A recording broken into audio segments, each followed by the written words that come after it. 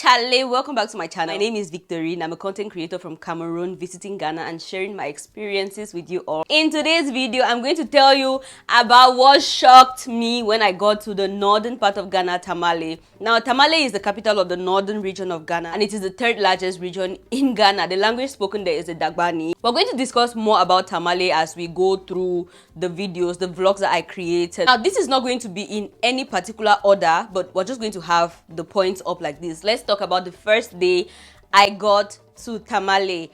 The women in Tamale are hustlers. Like, give them their flowers, they hustle. When I came down from the bus, my shock was the women wanting to carry my bag. There are women at the park. Unlike in my country, Cameroon, where you have men wanting to carry your things, in Tamale, it's women that want to carry your things. That was a total shock to me because the other places in Ghana that I've gone to, I have not experienced that kind of thing. So I was like, okay, this is a welcome to Tamale.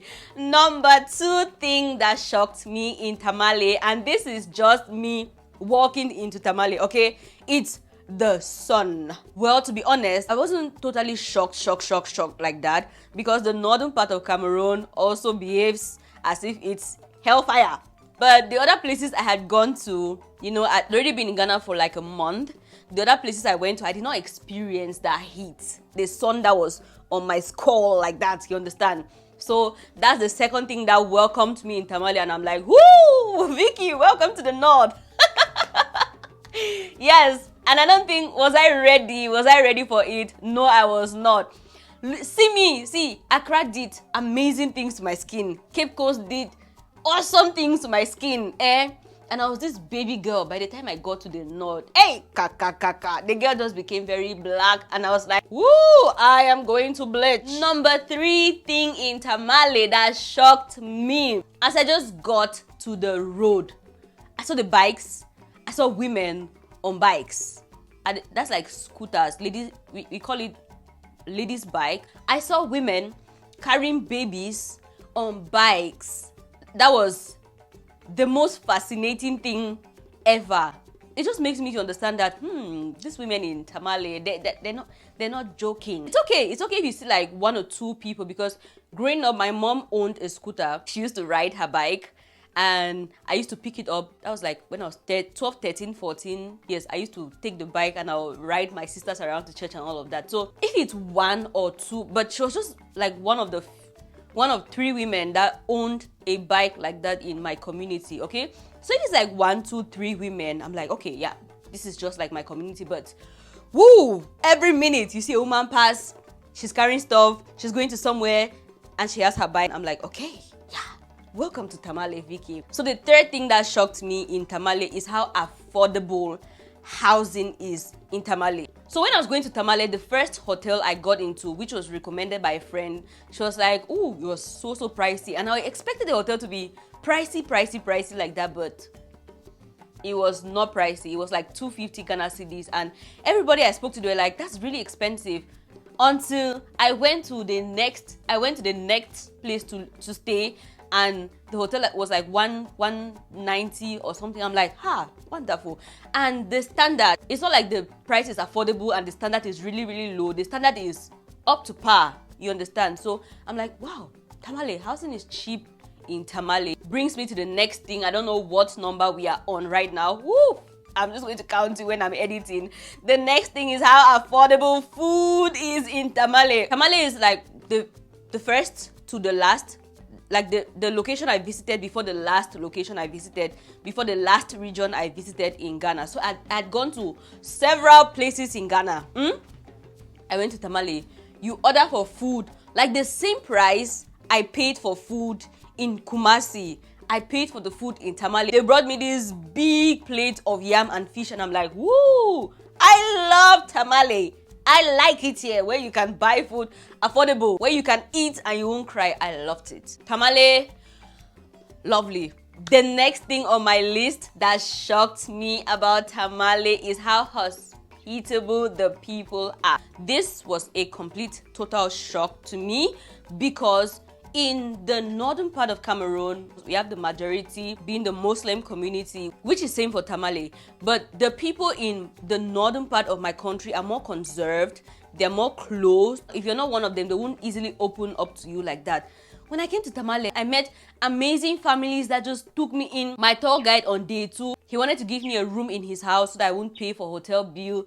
Men on the street wanted to marry me, and I'm like, wow, my business is passing here more than in Cameroon.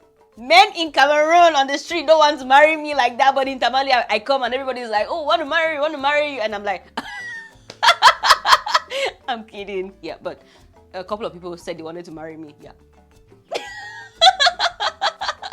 So hospitality is 100%. Let me explain something that happened. So I met this family. You all are going to see the vlog, okay? But I did not explain this part in the vlog. So I met this family. I wanted to learn how some traditional Ghanaian or northern Ghana foods are being prepared. I went to this family that made wasa wasa. We ate, and then they told me not to go. Like, I spent the whole day with them. It was so homely. I wanted to go, and this auntie is like, oh no, you shouldn't go because very soon we're going to prepare our evening meal, which is TZ and brass soup. I was like, oh my god, TZ and brass soup. Okay, I reached out in my pocket. I wanted to give her some money so that she could maybe, just go to the market.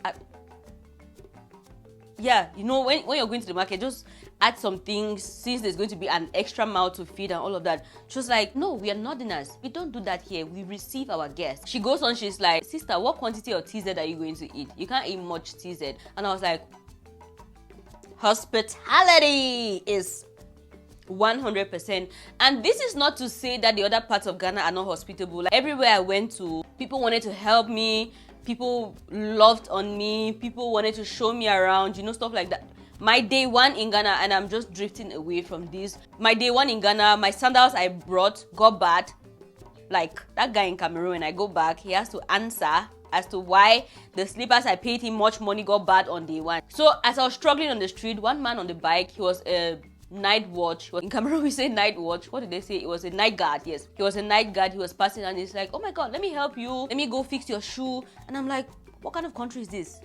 Hospitality, like hospitality on point. And I loved it. I felt like I was home. So everywhere I went, the people were just so very nice and kind and lovely and sweet and just douce, In French we say douce, which is just soft and just, I want to emphasize on the hospitality in Tamale. It was next level, like total next level. Now the next thing that totally shocked me in Tamale is that most of the people I met did not speak Dabani. The language that is spoken in Tamale is a Dabani, and like the people in Kumasi, they speak the Twi. The people in Accra, they speak the Gang, the Volta, Ewe. The Ewe is Ewe language. Please help me in the comment section before I disgrace Ghana and disgrace my village people. What language do the Volta people speak? Is it called Ewe? Is Ewe a language or Ewe is a tribe? Let me know in the comment section. Thank you so much. So all of these places that I went to, the people there spoke their language. Like, you go to Accra, people speak Gang. You go to Kumasi, everybody is speaking Twi.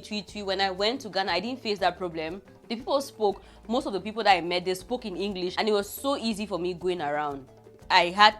Needless to say, I had an amazing time while I was in Tamale. Now, on to the next thing that shocked me in Tamale. Ooh, this is the low crime wave in Tamale. Like, you move at night. Unlike, hello, if you've been watching my Ghana series, let me know in the comment section, have you been loving those videos?